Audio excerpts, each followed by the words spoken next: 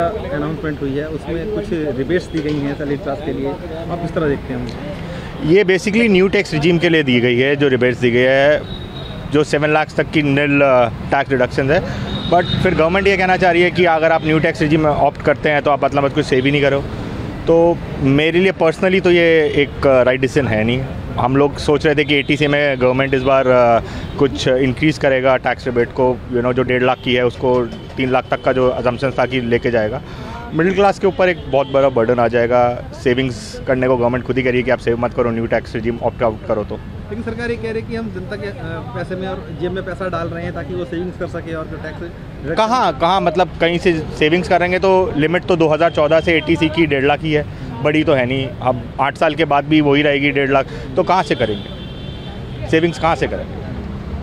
तो आप किस तरह देखते हैं पूरे बजट को? बजट डिसअपॉइंटिंग रहा है, मिडिल क्लास के लिए तो ये बहुत बड़ा डिसअपॉइंटमेंट रहा है। और अगर गवर्नमेंट का ये कहना है कि नेक्स्ट ईयर से सिर्फ ओल्ड टैक्स रिजीम भी ऑप्ट आउट नहीं कर सकते, सिर्फ एक ही रिजीम रह जाएगी विच इज़ न्यू टैक्स, तो गवर्नमेंट तो डायरेक्टली कह रही है कि आप पैसा सेव ही मत करो, तो फिर मिडिल क्लास करेगा क्या? देखिए, मेरे हिसाब से तो इतना कुछ इम्प्रेसिव बजट मुझे लग नहीं रहा है। जो ओवरऑल हम इनकम या टैक्स सेविंग की बात कर रहे हैं उसमें कहीं से कहीं तक मुझे कहीं एक्सटेंडेड सपोर्ट गवर्नमेंट का नहीं दिख रहा है। जो मुझे लग रहा है ये जो नेक्स्ट टू नेक्स्ट ईयर से इम्प्लीमेंटेशन की बात कर रहे हैं वो इसलिए क्योंकि जैसे हम सब जानते हैं कि इलेक्शंस आने वाले हैं 2024 में, तो ये फुल्ली मोटिवेटेड एक मतलब लॉलीपॉप सी ज़्यादा समझ में आती है rather than actual ground reality से थोड़ा सा हटके है, जो मुझे लग रहा है अभी तक। लेकिन सरकार के जॉब क्रिएशन के लिए उन्होंने काफ़ी स्टेप उठाए हैं इस बार। क्या लगता है कि सरकार का जो फोकस है वो जॉब ओरिएंटेड है? नहीं लगता, क्योंकि अभी भी देखिए सेंट्रल गवर्नमेंट में अभी 8 से 9 लाख जो वैकेंसीज़ हैं अभी भी खाली पड़ी हैं। अब से अगर हम पूरा ओवरऑल टेन्योर देखें 7 से 8 साल का गवर्नमेंट का, तो वो अभी तक नहीं भरी गई। अब जो सेंट्रल गवर्नमेंट कह रही है कि हम 1.5 साल के अंदर उसके अंदर वो करेंगे, फिल करेंगे, पर वो ग्राउंड रियलिटी से बहुत दूर लगता है मुझे कहीं से कहीं तक। क्योंकि अभी हैं हमारे पास गवर्नमेंट के लिए अभी वैकेंसीज़ हैं, लेकिन कहाँ हो रहा है? आप कोई भी अगर निकल भी रही है वैकेंसी तो उसमें कुछ ना कुछ घोटाले हो रहे हैं, कुछ हो रहे हैं। पर मुझे नहीं लगता कि ये थोड़ा सा डायरेक्ट कोई इम्पैक्ट करेगा या फिर गवर्नमेंट सच में एक आम जनता को नौकरी देने की कोई। लग रहा है कि आपकी पॉकेट में कुछ सेविंग्स होने वाली है? नहीं जी, मुझे बिल्कुल नहीं लग रहा है, क्योंकि अब बात ये भी हो रही है कि टोटल सारी केवल एक न्यू रिजीम ही रहेगा, ओल्ड रिजीम नहीं है। तो मुझे नहीं लगता कि कोई डायरेक्ट इफेक्ट मुझे या फिर डायरेक्ट सेविंग में इसमें कर पाऊँ।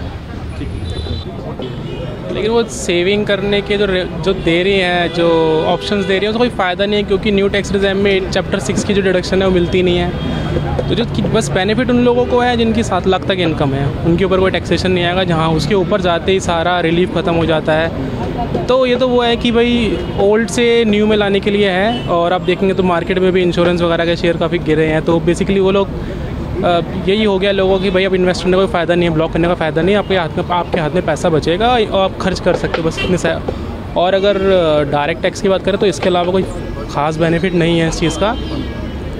इसके अलावा मतलब जो स्टार्टअप्स हैं उनको बेनिफिट काफ़ी दिए गए हैं कि भाई उनका 1 साल के लिए बढ़ा दिया गया है।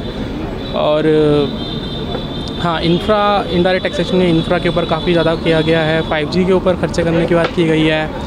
और रोड्स के लिए इंफ्रा के लिए काफ़ी 10 लाख करोड़ के आसपास उन्होंने पैसा निकाला है। तो ओवरऑल देखा जाए, एक मैक्रो लेवल पे देखा जाए तो काफ़ी अच्छा है, लेकिन माइक्रो में थोड़ा सा और भी बेनिफिट दे सकते थे। अगर बात करूँ तो सरकार का फोकस रहा है उस पर, आपको लगता है? हाँ, अगर इंफ्रा और सब पे अगर एक मैक्रो लेवल पे काम होगा तो जॉब क्रिएशन तो अल्टीमेटली होगा ही होगा। तो एक मतलब एक मैं अच्छा और बुरा में कुछ नहीं कह सकता, एक न्यूट्रल बजट कह सकते हैं इसका। It is a good move, अच्छा मूव है, लेकिन क्योंकि हम लोग पुराना टैक्स रिजीम फॉलो करते हैं और ये जो भी कंसेशन मिला है ये नए टैक्स रिजीम पे मिला है, तो हमें we have to go back and see कि कितना फ़र्क पड़ेगा and will it motivate us to move to new tax regime. तो एक वो चीज़ हमें थोड़ा देखना पड़ेगा कि कितना कंसेशन मिलेगा अभी।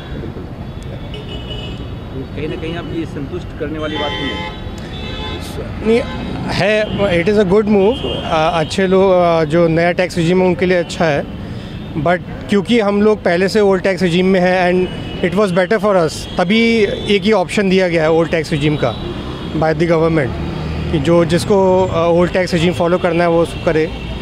बट अब हमें वी हैव टू एनालाइज कि एक्सपर्ट से बात करनी पड़ेगी कि भाई ओल्ड टैक्स रिजीम अच्छा है या नया टैक्स रिजीम अच्छा है। But I think this is a positive move कि आपने स्टैंडर्ड डिडक्शन 50,000 से 52,000 कर दिया है, 52,500 कर दिया है। और बाकी और भी रिलीज़ 5 लाख का 7 लाख कर दिया है। तो अच्छे मूव्स हैं और जो बजट में एक इंडिविजुअल एक टैक्स पेयर चाहता है उस तरफ उन्होंने कुछ कंसेशन दिए हैं। So the good move, but still we have, as I said, हमें वो देखना पड़ेगा ओल्ड टैक्स रिजीम अच्छा है या नया टैक्स अच्छा है, एंड उसके बेसिस पे वील डिसाइड। बजट तो एग्जैक्टली मतलब जैसा आम आदमी के लिए होना चाहिए उस हिसाब से ही बना है। मिडिल क्लास को काफ़ी बूस्ट मिलेगा इससे, और इससे जैसे बिज़नेस क्लास को इतना बेनिफिट नहीं है, बट जो सर्विस क्लासेस हैं उनके लिए तो काफ़ी ज़्यादा ही बेनिफिशियल है ये बजट। टैक्स के लिए रिबेट ऑफ कोर्स अच्छा ही है, बिकॉज जो इस 2 लाख के गैप में फॉल करते हैं उनके तो बहुत टैक्स सेव हो जाएंगे। वैसे 7 आउट ऑफ 10 लेकर आप क्या सोचते हैं? सर बहुत बड़ी खुशी की बात है कि हम जैसे लोगों को टैक्स में रिलीफ मिला है। पहले 5 लाख था, हम सर्विस क्लास है, अब 7 लाख का हो गया। तो ये सरकार का कदम है जो बहुत बढ़िया है। तो इसमें वाकई सरकार ने एक बेनिफिट दिया है मिडिल क्लास आदमी को कि ठीक है कि आप 7 लाख तक बजट कर रहे हो, जो हमारा टैक्स रिलीफ दे रहे हो हमारे को, बहुत बढ़िया है।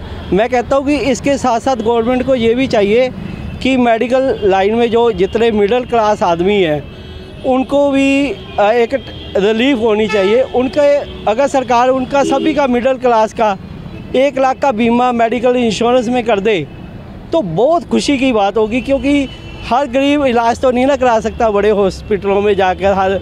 तो सरकार को मेरी एक अपील है, जो हेल्थ सेक्टर में जो बजट पेश किया गया उसमें से आप नाखुश हैं, मतलब खुश नहीं है उससे? हाँ, क्योंकि हेल्थ सेक्टर में हम इतना देखो, अगर मेरे को कुछ हो जाए, अटैक हो जाए या हार्ट अटैक हो जाए, मेरा 5-6 लाख रुपया लग जाएगा, मेरे को अपनी जेब से ही निकालना पड़ेगा। अगर सरकार इसमें थोड़ा सा भी ध्यान दे कि छोटी मोटी बीमारी के लिए 1 लाख तक का बीमा करवा दे तो बहुत बढ़िया। Thank you. Thank you.